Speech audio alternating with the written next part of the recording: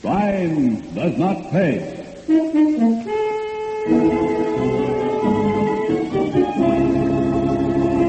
Never mind a crybaby act, Fuller.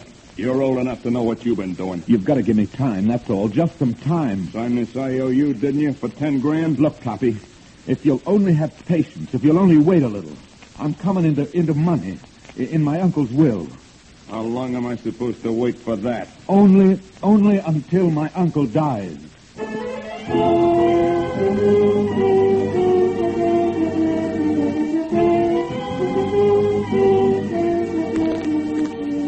In the interest of good citizenship and law enforcement, we present Crime Does Not Pay, based on the famous Metro-Goldwyn-Mayer series of short subjects. In just a moment, you will hear Glossy Finish, starring Martin Gable.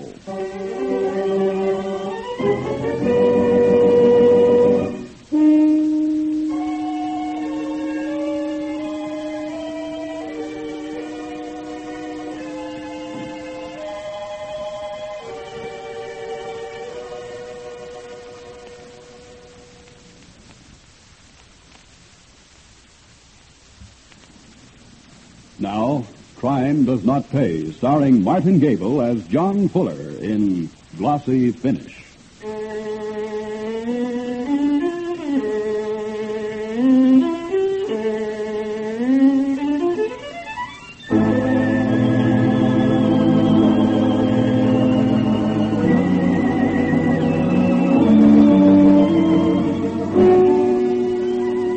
The crime of murder, the last act of desperate violence on the part of an individual, has never been confined to one group of people. No social or economic group, no race or people or nation is free from the crime of murder. For instance, the well-ordered household of multimillionaire David Fuller was hardly the place where one would expect murder. It was a smooth-running, apparently happy household. There was David himself, his nephew John, his faithful secretary Charles Duval, his housekeeper, Martha Frank. This was the permanent unit, modest, efficient, quiet. Then, one day, David Fuller called his household together and started a train of events which brought about his own death. Now, John, come in. We've been waiting for you. I'm sorry, Uncle David. I had your message at the office, but there was the usual traffic jam. Hello, Martha. Hello, Charlie. No matter. Sit down, John. Sit down. Thank you. Anything wrong? Well, no, hardly. Just getting my affairs in order, that's all. Oh, in other words, Uncle David, you've made a will. Exactly. Now, Charles here seems to think that what's in that document is nobody's business but my own. However, it's quite simple. The sudden acquisition of comparative wealth may be a shock which can have disastrous results on some very fine people. I want you all prepared to handle money. Me, Mr. Davis? Me with money? The income from $250,000 will be yours, Martha, as long as you outlast me. Oh, sir. That's one provision of the boresome legal document whose legal language I refuse to confuse you with. Now, I have made certain provisions for my favorite charities, and then, well, you two young fellows have been the nearest to sons I've ever had. So the residual estate, about $1 million, will be divided equally between you. What? After taxes and all, you'll have about $500,000 apiece. Uncle David. Oh, really, sir? Don't you think... Well, after all, I'm no blood relation. Well, you've been closer to me these 10 years than anyone but John, and it's my money. I earned it. May I say something, Uncle David? Of course, John. Just that I don't want Martha or Charlie to think that I feel they're getting something I ought to have. You've given me a home since Dad died, and anything I've ever wanted. All I can say, sir, is that I hope and I trust that it'll be a long time before any of us see that bequest.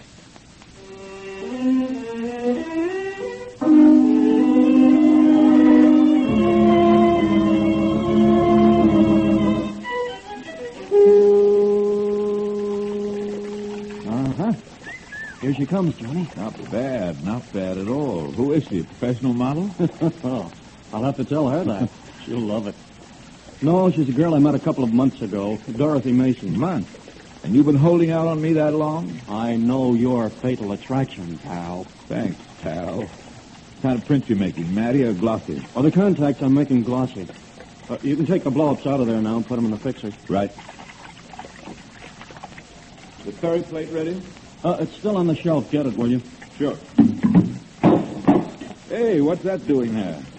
Ammonia compound. No dark room complete without it. What for? Ever read the label on the ferrocyanide bottle? No. All I noticed was the skull and crossbones. That's when I decided the glossy finish was for other folks. Me, I'll stick to the matte finishes. I don't like poison. Well, just in case. Ammonia is the antidote for poisoning by potassium ferrocyanide. Formula K3FeCN6. Charles Dubo, the complete secretary, even to chemistry. Oh, why not? Majored in it at college. Took up shorthand when I had to earn a living. That's funny. I took it, too. Chemistry, I mean. But just freshman stuff. Never fooled around with the cyanide.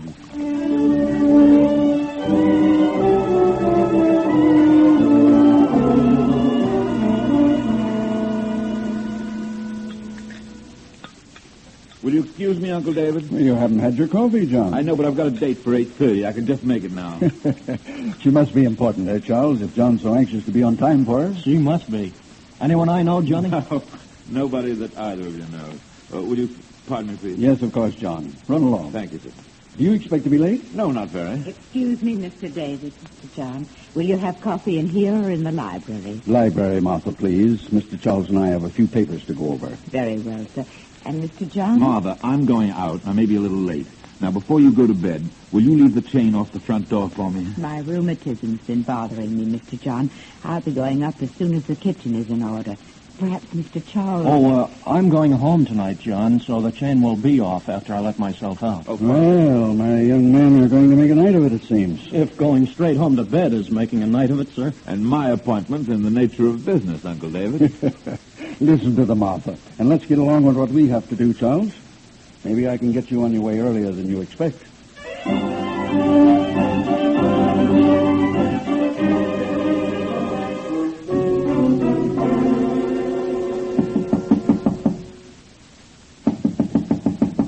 Okay, come in. Good evening, Mr. Carr. My friends and the people who owe me money call me Toppy. Maybe because they know I always come out on top. You got the dough? No, I haven't. All right, then. What are you doing? Making a phone call, obviously, to a Mr. David Fuller. You can't do that, Toppy. Oh, can I'll I? get the money. Somehow, somewhere, but you can't call my uncle. He'll disinherit me. He thinks gambling is a sucker's racket. Isn't it? For the suckers who gamble? Now, please, have a little more patience, Toppy. I came on the minute tonight so that you'd know that I mean to pay. Never mind the crybaby act, Fuller. You're old enough to know what you've been doing. You signed this IOU, didn't you? For 10 grand? Look, Toppy, if you'll only have a little patience, if you'll only wait a little, I'm coming into money in my uncle's will. How long am I supposed to wait for that? Only until my uncle dies.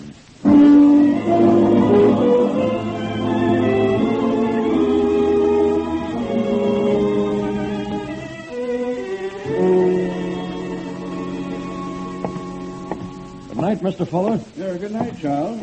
Oh, Charles, my watch seems to have stopped. What time have you? 12:15, sir. Well, thank you.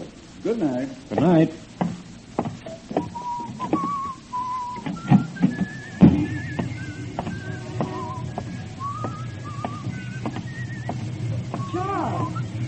Charles, dear.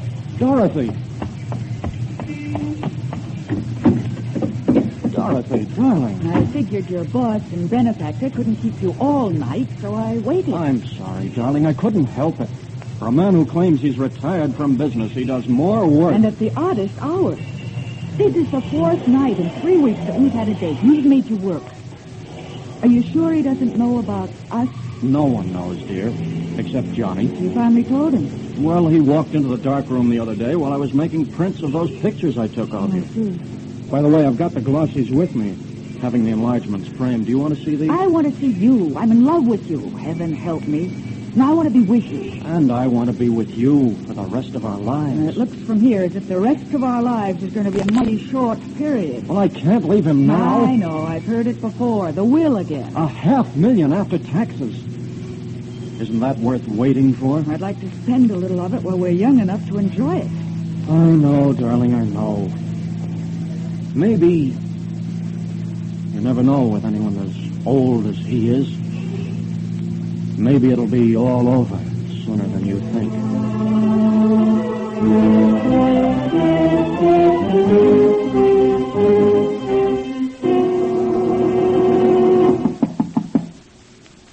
Mr. Fuller. Mr. Fuller, it's 9 o'clock. Mr. Fuller. Are you up, Mr. Fuller? Funny. He's always up by this time.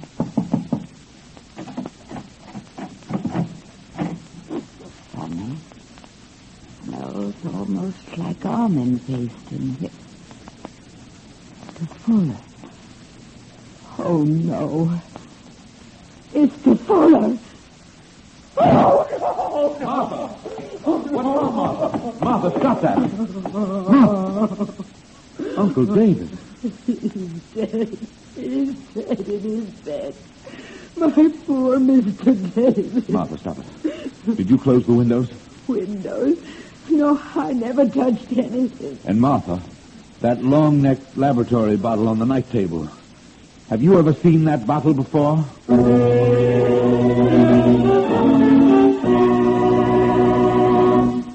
In just a moment, Crime Does Not Pay will continue with Glossy Finish.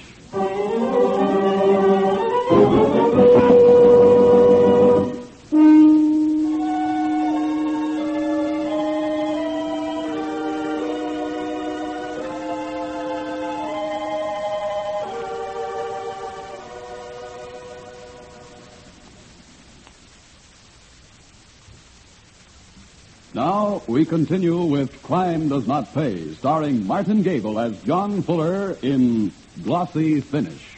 There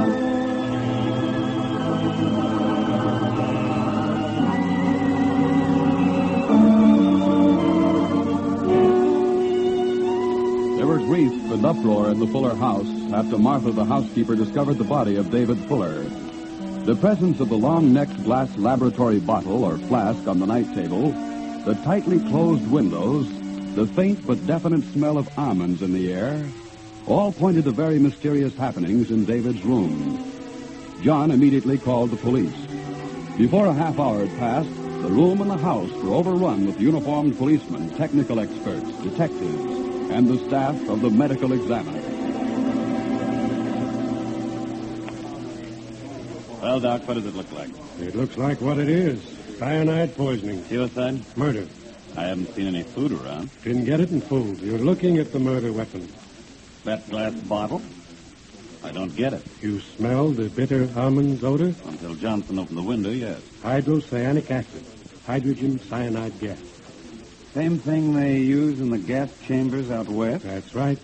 Well, how could anybody get a hold of that? Well, that's your job, Lieutenant. You're the man in charge of homicide around here. Hey, Lieutenant, can I bother you a minute? What's on your mind, Johnson? Something funny on the windowsill. What? Flies. 10 flies. Counted them. Alive or dead? Well, dead, of course. Enough gas to kill a man would kill all the insects, too. Yeah, they're dead. Okay, so the flies are dead. So what? Doc, how long ago did the old man die? Rough estimate, at least 4 hours, no more than 10. Oh, they found the body just before 9 o'clock. Johnson, get me that housekeeper. Yes, sir. Mrs. Frank, in here, please. Yes, sir. Mrs. Frank, perhaps you can help us. Well, I'll try, sir. Is there any poison kept around the house? Oh, no, sir. Only the usual roach paste and things like that. Doc? Arsenic base. No, no good. Is there any other kind of chemical around here that you know about? Well, do they use chemicals in photography, sir? Do they use chemicals? Easy, Johnson. Oh, yes, sir. Miss Frank, will you show us the dark room, please, for the place where the work in photography is done?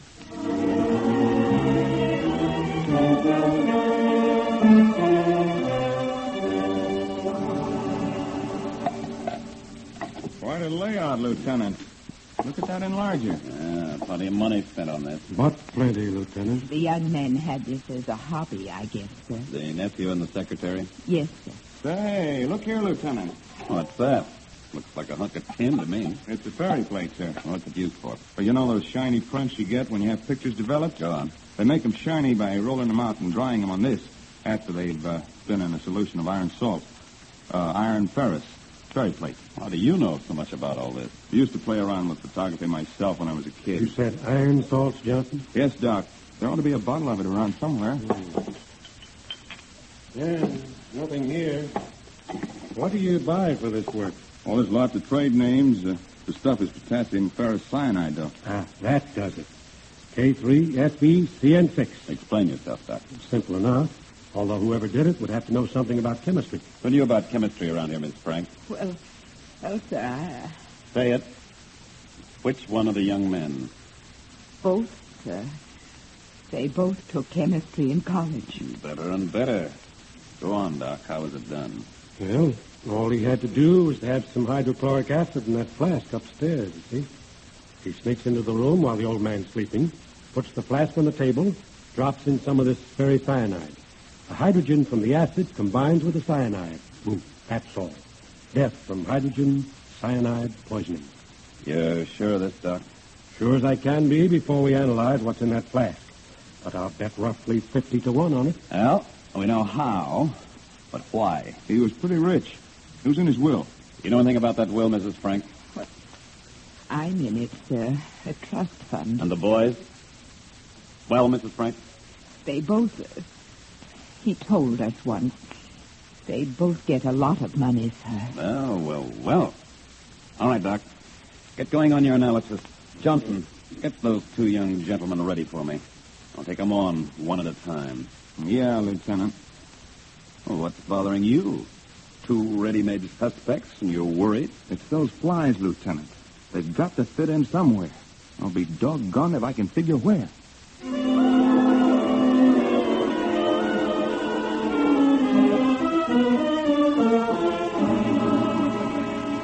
You are Mr. Fuller's nephew? Yes, Lieutenant. I called you when the housekeeper found him. Yes, I know. Mr. Fuller, I understand you have some knowledge of chemistry and photography. Well, photography quite a little. As for chemistry, I had about a year of it in college. How long ago was that? Longer than I care to think. Most of us feel that way after a while. Mr. Fuller, what time did you come home last night? About 1 or 1:30 this morning. Was that late for you? Some. I asked Martha to leave the chain off the door. Uncle David always insisted on chains and bolts at night. That's an odd object you're tossing in your hand. Oh, this is a chip from a gambling den. One of my friends had it. Never saw one quite like it before. May I see? Certainly. Monogrammed. Mr. Fuller, did you put the chain on the door when you came home last night? To be frank, I don't think I did. I see. Then, in that case, anyone with a key to the front door might have had access to this house even after you came home. Well, surely, Lieutenant, you don't think that Charles Dubo had anything to do with... Your uncle's death? I'm not thinking anything at the moment, Mr. Fuller. I'm merely gathering the facts and sorting the truth from the window dressing.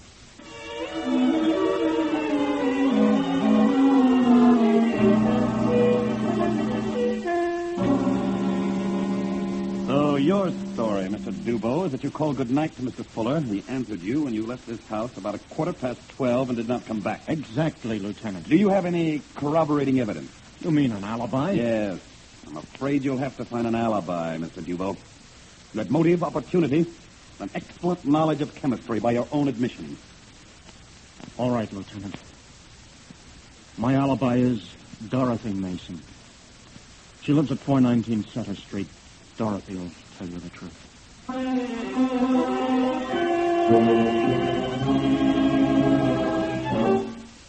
Yes, I waited for him, Lieutenant. I was angry. Another broken date. I wanted to have it out with him. And when did you separate? It was late. How late? I'm sorry, Miss Mason. I must have the answer. It was after sunrise.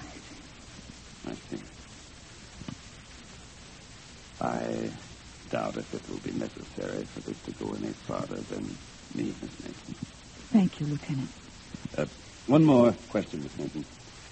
Has Mr. Dubois ever made any statement to you about his employer, about the will, about any possible desire to see Mr. Fuller dead? Yes. Last night, when I was quarreling with him, he did say Mr. Fuller might die soon.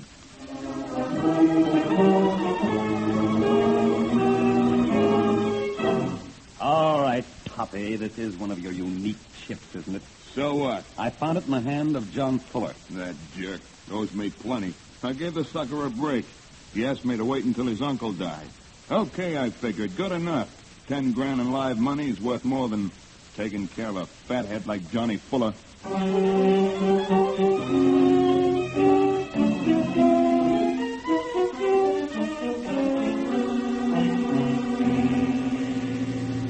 Now, what do we got?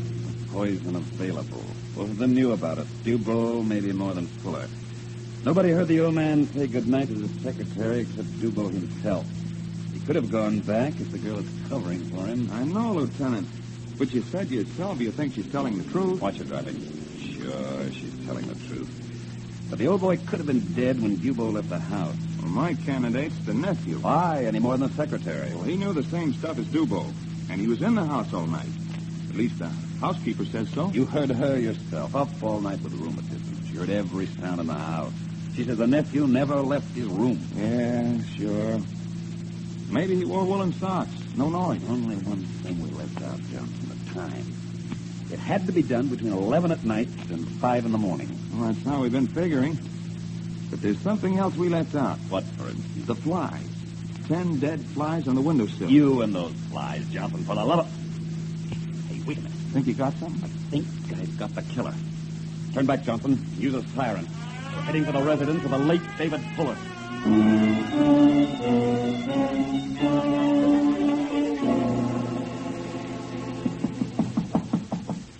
Come in. Your assistant told me you were in here, Lieutenant. Glad to see you. And vice versa, Mr. Fuller. Shut the door, Johnson. And bring that book over here. Right, Lieutenant. May I know what's going on? Of course. That's why we asked you here. Mr. Fuller, are you familiar with this book? The World Almanac? Yes, I know it. I haven't used one in years. Perhaps you should have. No matter now. Detective Johnson here was plagued with an idea. The almanac helped him out. You're talking in riddles, Lieutenant. You explain it to him, Johnson. Be glad to. It was the flies, Mr. Fuller. Those dead flies in the windowsill of your uncle's room.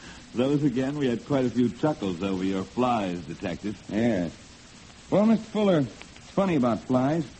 They sleep at night. Yes, so they do. On walls and ceilings, don't they? Glad you noticed that. But these flies were on the windowsill. Something drew them to the windowsill. And that's where the almanac came in. You see here on this page, Mr. Fuller. Table of sunrise and sunset for the month of June. And the date of your uncle's murder was June 19th. And the sun rose at 4:22 a.m. that day, which means it was light as early as 4. Light enough, Mr. Fuller, for the flies to be awakened and to be drawn toward the window and be caught there by the poison gas which kills your uncle. What's all this to do with me? You were in this house at that time. The housekeeper dozed off. But the train, anybody could have come in. Meaning Charles Dubois? But certainly, or anybody. Martha herself, she's in the will, too. Don't do, Fuller. We know where Dubois was past sunrise. Miss Frank doesn't know one chemical from another. And you were in trouble with Hoppy Carter to the tune of $10,000. You can't make it stick. You'll never make it stick. We think we will, Fuller. We think we'll find that bottle of ferrous cyanide somewhere in your room. You think I'd be dumb enough to leave it around?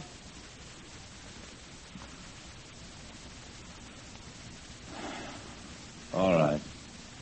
You win. But I came close, didn't I?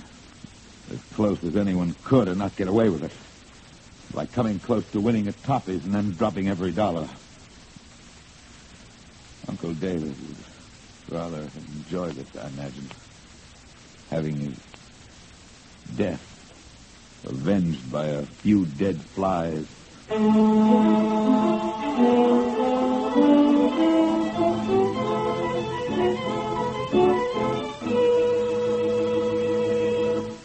Crime does not pay.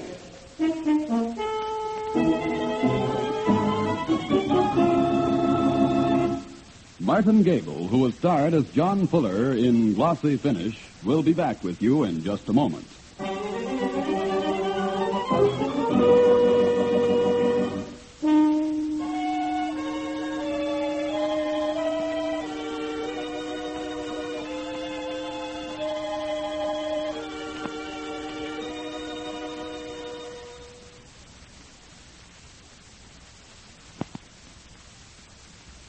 Now, here in person is Martin Gable. I think that in attempting to evaluate John Fuller's crime, we need to go far deeper than the surface motivation of the money he would have inherited if he'd not tried to hurry the inevitable. You see, there are thousands of potential John Fullers all over our country. Young people who are caught by the thrill of gambling, who don't care where their thrill-seeking habit may lead them, who eventually, and one way or another, will have to pay their debts. It follows, then, that to protect these people from themselves, the root of the matter, organized gambling, must be destroyed. That job rests with us, you and I. We alone can prove that gambling does not pay and crime does not pay. Thank you, Martin Gable. Crime Does Not Pay is written by Ira Marion and directed by Marx B. Loeb, with music composed and conducted by John Gart. Technical advisor is Burton B. Turkis. The events, characters, and names used in the story you've just heard are fictitious. Any similarity is purely coincidental.